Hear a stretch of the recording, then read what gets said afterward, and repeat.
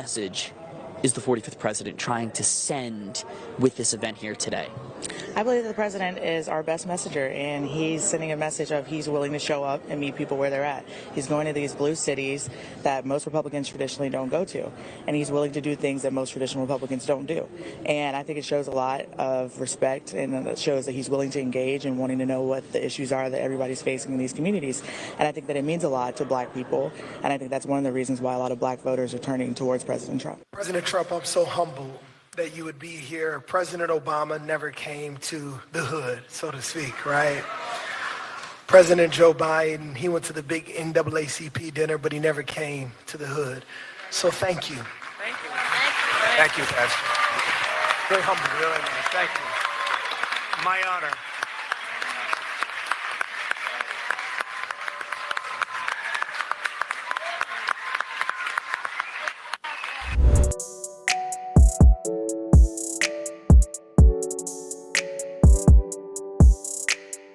Hey, welcome back. It's your man Wise, and today I have a great video to share with you guys. Over the weekend, President Trump spoke at a community roundtable in Detroit, Michigan, a city that historically has been Democrat-led to its unfortunate demise. It was once a beacon of the American dream. Now, for so many of its inner city residents, that dream seems further away than it's ever been under this current administration. President Trump gave a speech, but more importantly, he took questions and listened to those who are residents in one of America's most dangerous cities. Mainstream media is not happy with his efforts because they know that they are or have already lost their death grip on the black community. Check this out. This weekend, you know who took his campaign to a black church in Detroit and made his usual anti-immigrant pitch.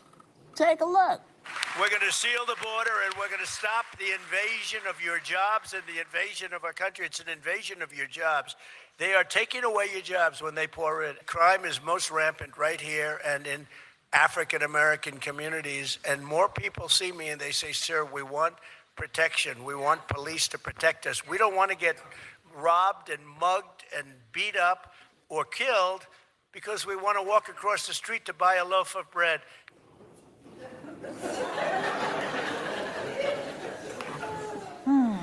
So one of the biggest crooks in the country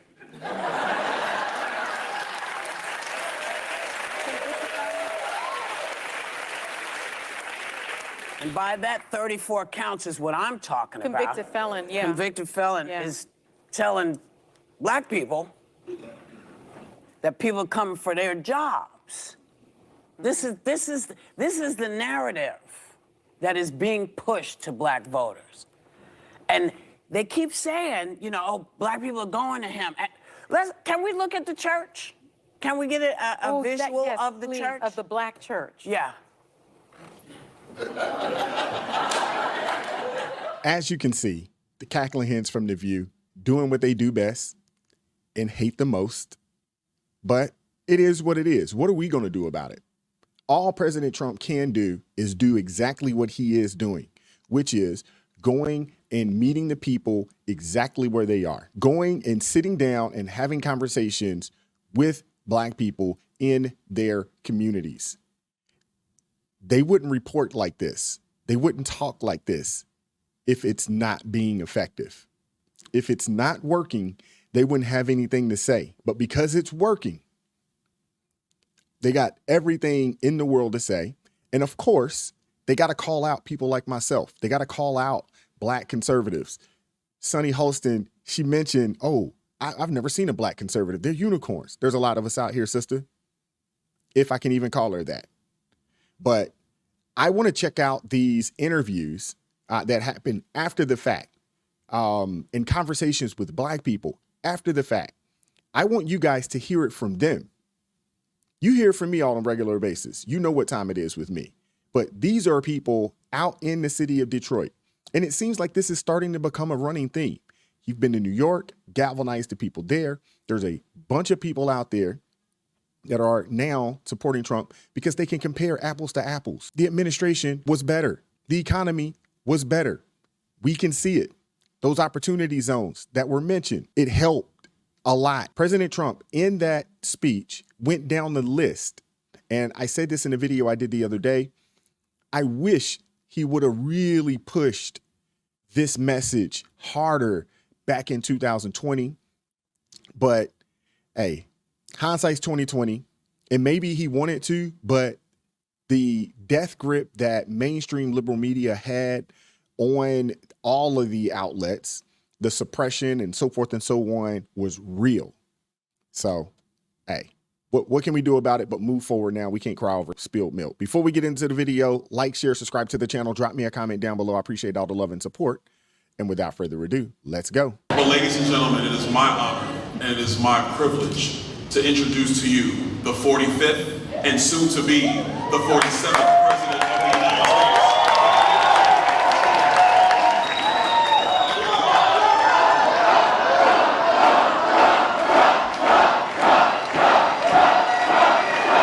Trump is good for black voters? I think it's phenomenal for black voters. Absolutely.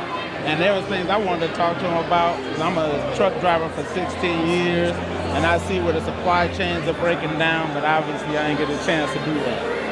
Absolutely. He was good for black folks when he was best friends with Jesse Jackson back in the day. Absolutely.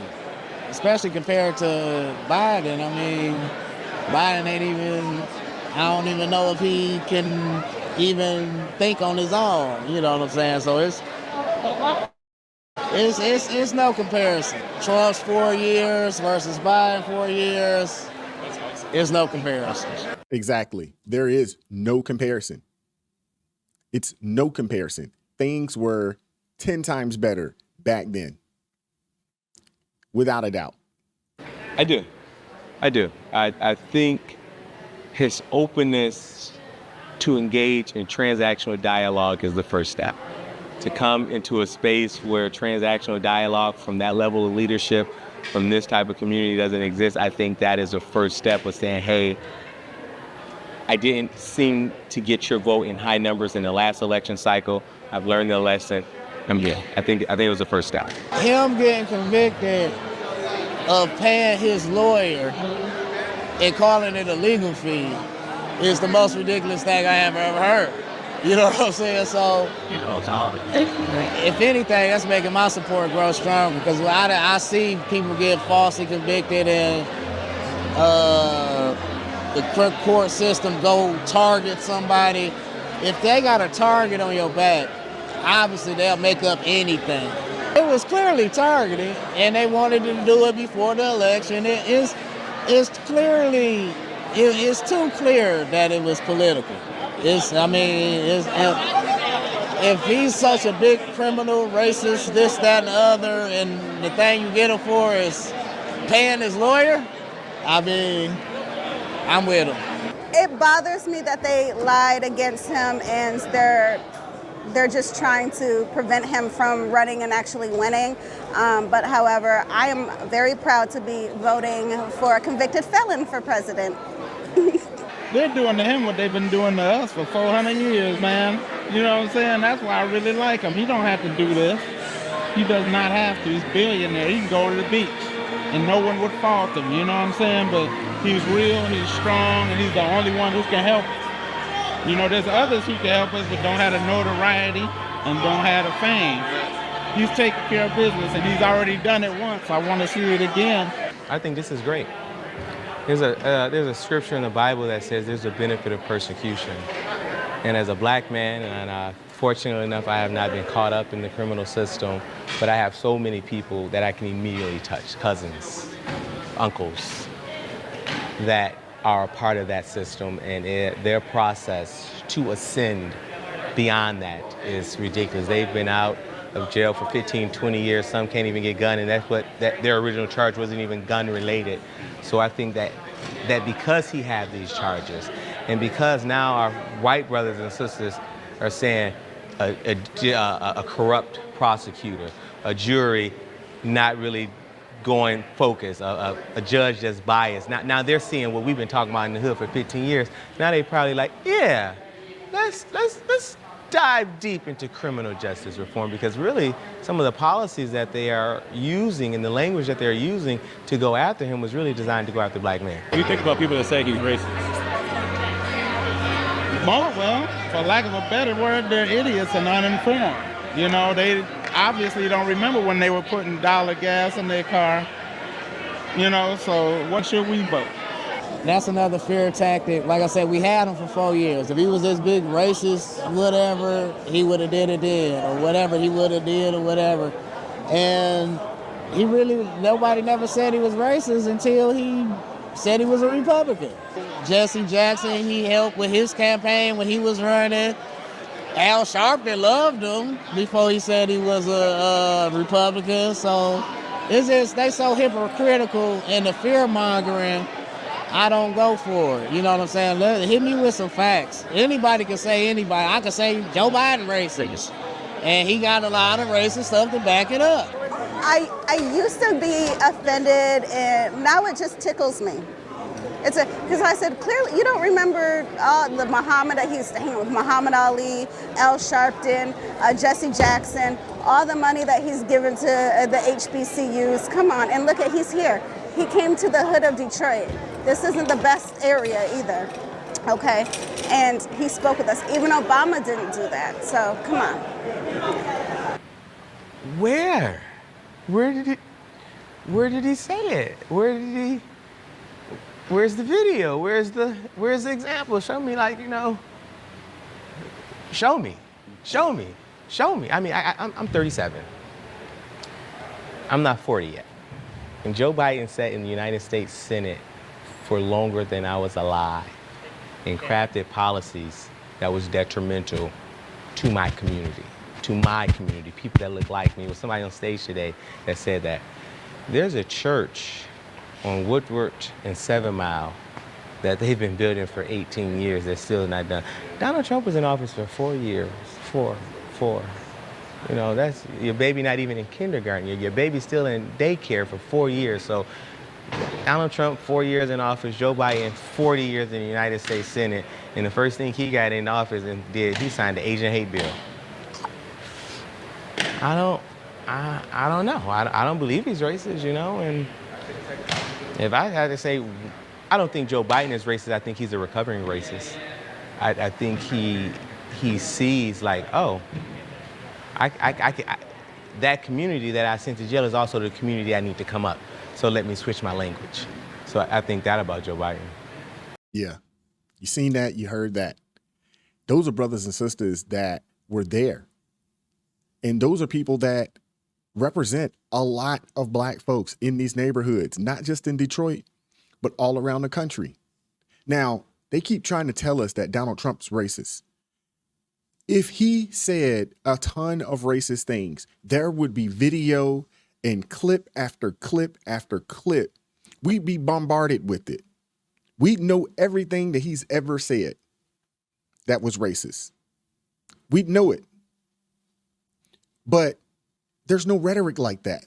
And they mentioned it, gave money to Jesse Jackson's campaign back in the 80s.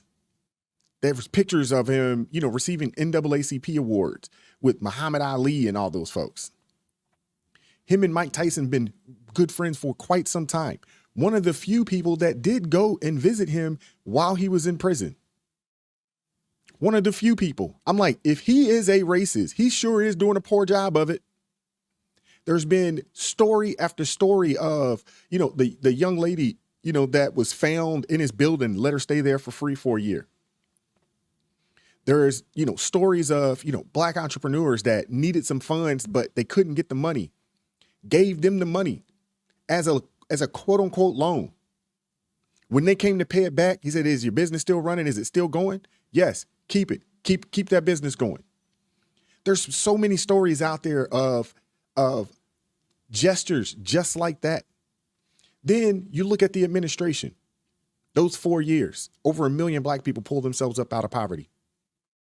The homeowner rate reached numbers that we'd never seen before in this country, 49.2%. We'd never seen it. Lowest unemployment and highest job participation rates, numbers that we had never seen before in the black community. Opportunity zones that was kicked off. with the help of Senator Tim Scott. Then the big one, that First Step Act. How many of you guys, especially if you're black, know at least one person that benefited from the First Step Act? I know I do. If he's racist, he's doing a poor job of being a racist. He just is, if that is the case. But you and I know it's the furthest thing from the truth. But that's what the mainstream media does. The Democrats don't care anything about anybody, to be honest with you. They don't even care about their own constituents. They don't care about democracy. They for daggone sure don't care about the black community or the Latino community. They care about power and maintaining power. And they'll do and implement anything that gives them the ability to do just so. All these illegal, quote unquote, what they would like to call newcomers, what we like to call illegal immigrants, people that have been invading our border for the past 3.5 years. If they some kind of way can push anything that would give these people the ability to vote, they may actually have a chance to hold on to power. But thankfully, we have a group of people down in the House that are doing everything that they can to make sure that that doesn't happen. Now, I will say this. I've heard through the grapevine that they are looking for people to be poll watchers to make sure that everything is on the up and up. I know they are looking to bring on lawyers to make sure that to work at these different polling sites to make sure that everything is on the up and up. You should think about going and getting involved in some shape, way, form, or fashion. You know, I think everybody needs to do their part in some shape, way, form, or fashion. Make sure that this is, one, too big to rig, but two, the most fair election that we've ever seen. With the most oversight, not by government officials, but by citizens. Go do your part. Let me know what you guys think. Like, share, subscribe to the channel. Drop me a comment down below. I appreciate all the love and support. Keep God first in your life. Hey, consider joining the ARP family. It supports the team, it supports me, it supports this channel, and it helps us continue to do what we do on a day-to-day basis. I appreciate each and every person that has already joined, all 24 of you guys. I appreciate you all joining the channel. I really, really do. Keep God first in your life. Stay prayed up. Stay safe out in these streets, and I'm going to catch up with you all next time. Peace.